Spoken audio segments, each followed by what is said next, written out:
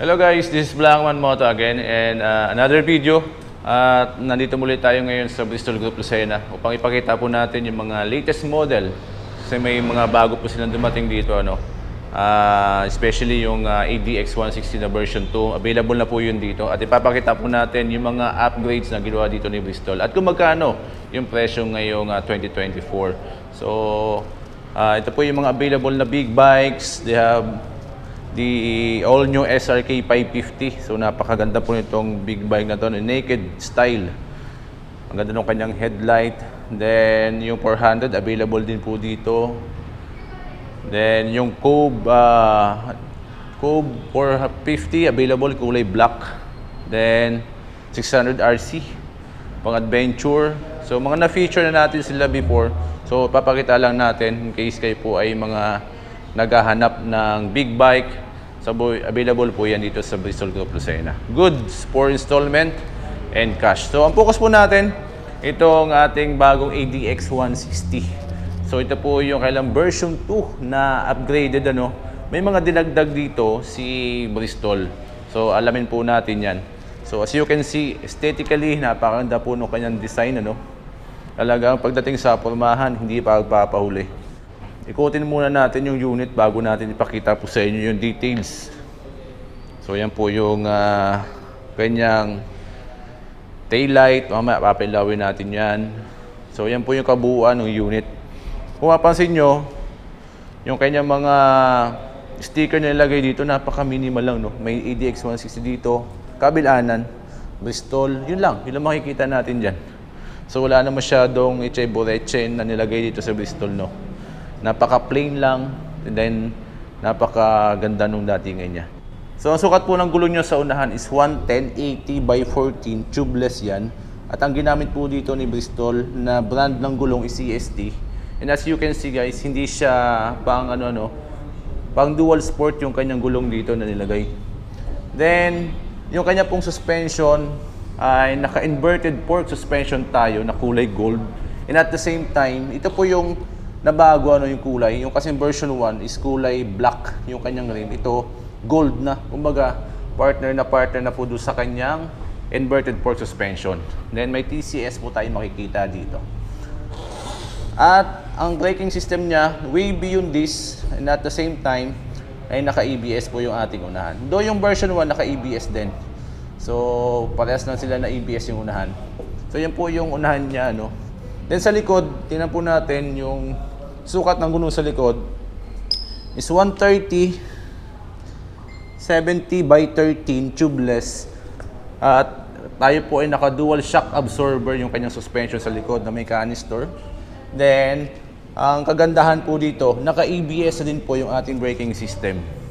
Naka-disc brake tayo at naka-ABS. So ito po yung dinagdag ni Bristol kay ADX 160, naka-dual channel ABS na po tayo. Then na kanya pong headlight, lahat po yan ay LED, kanyang headlight. So i-on po natin yung kanya pong ignition. Siya po ay nakakiles. I-on natin at tayo po ay may locator o answer back system. Pag pinindot natin yung unit, ay malalaman agad natin na yun po yung unit natin in case may mga katabi siyang same unit. Dali po natin makita kasi may remote po siya. So ito po yung kanyang meter panel. Ito po yung introduction ng Bristol. Then ang kanya pong headlight. Ito po yung kanyang headlight. Pag in-on po natin yung ating ignition matic, may daytime running light tayo. Yan, kulay white na yan, daytime running light. Then i-on po natin yung kailang mga button. Yan po yung kanyang headlight na projector light. So you can see, napakaangas ng datingan niya. Then may adjustable windshield tayo dito. So sa kanya po mga buttons, dito po sa right side tayo po may idling system. May TCS na button dito. Push lang po natin ng long press at lalabas po doon sa ating display na letter T. Yun po yung ating traction control. Then kung tatanggalin po natin, long press din po natin yung ating button dito. Yun, wala na. Then switch po ng ilaw.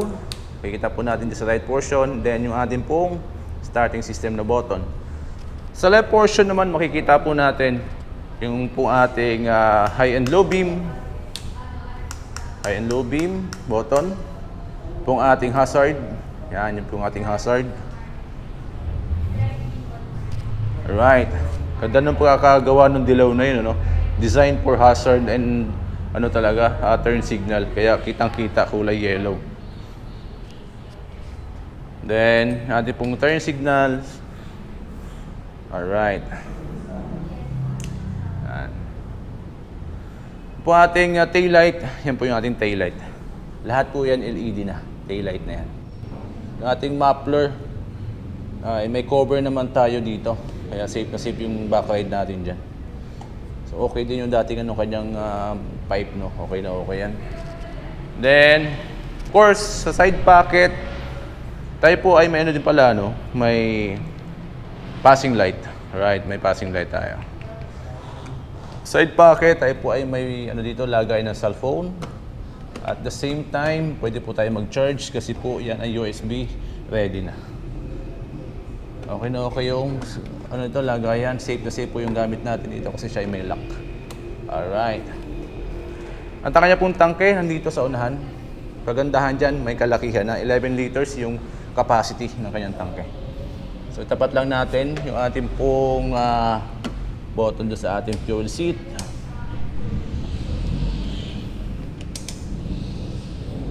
Seat. Fuel. Yan. Kita po natin dyan. Hindi na natin kailangan bumaba pa para magpagas kasi nandyan na po mismo sa sa part na to yung ating tangke ng gasolina. Yung ating seat, tingnan po natin yung ating underseat compartment. So, parang hindi kasya po dito yung full face helmet. Ano? I think depende din man sa size. Yung mga half face kasya dito. Then marami tayong pwedeng ilagay na gamit. At kagandahan dito, mataas yung lagay ng kanyang battery nasa part na to. May lalagayan tayo ng tools sa taas, mga documents. Pwede natin isingit yan sa taas na yan. Then yung pong kanyang grab bar is naka-extension na para lagay po natin ng top box. Since kapag magantong unit kasi, usually ay nilalagyan po ng top box. So pag mas maraming gamit ang may lagay dyan. Then silipin natin yung kanya pong TFT channel na display. So ito po ay upgraded na, no? So tingnan po natin yung mga dinagdag dito ni Bristol. So yan po ang kanyang introduction, Bristol. Then, of course, makikita natin dyan yung ating pong speedometer, odometer, trip 1, trip 2. Yung ating RPM, may time sa taas, ABS indicator, check engine indicator. Then, dito po sa button na dito, may button po tayo dito na pwede nating pindutin upang makita po natin yung settings. Yan. Yan. Pwede po tayong mag-select dyan kung anong gusto po nating baguhin. Long press lang natin. Yan. Makikita po natin dyan yung language, unit set, setting, time set, trip set, reset. So pwede tayong mag-reset po dito ng ating odometer. Then, makikita din po natin dito yung QR code. Kasi po ito po ay may screen mirroring na na pwede po nating i-connect yung cellphone natin. Katulad po doon sa Portas 160. Pwede tayong mag-connect ng cellphone via application na available po sa Play Store. Yan po, balik lang natin. Return. Long press natin. Then, pag exit, long press din lang po natin. Yan, babalik po tayo sa ating normal na display. At pagdating po sa kanyang makina, siya po ay 4-stroke, 160cc, 4 valves engine na, no?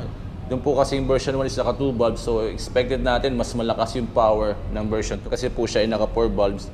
Then 1 cylinder, at yan po ay naka-CVT at nagbibigay po ng maximum power na 10 kilowatts at 8,500 RPM and maximum torque of 14 Nm of torque at 5,500 RPM. At yan po ay fuel injected na at ang sabi po ni Bristol, yan po ay kayang magbigay ng 43 kilometers per liter. Of course, depende naman lagi yung ating fuel consumption sa paggamit natin ng unit. At yan po ay may bigat na 137 kilograms, may seat height na 790 mm, Yung kanya pong ground clearance siguro mas mataas doon sa mga normal na scooter kasi siya po is design for adventure. I think mga 165 or 170 mm yung kanya pong ground clearance kasi may kataasan ng konti. So, yan po ang ADX 160 version to ni Bristol. Available po yan dito sa Bristol Group Lucena for only 158,000 pesos. So, pwede po kayong pumunta dito, mag-inquire, magpa-reserve. At kung kayo po may katanungan, ilalagay po natin dyan sa ating screen yung kailan pong contact number. Pwede po kayong tumawag or mag-text. So again, this is Blackman Moto at makita-kita ulit po tayo sa susunod na video. Ingat po tayo palagi, ride safe and peace out.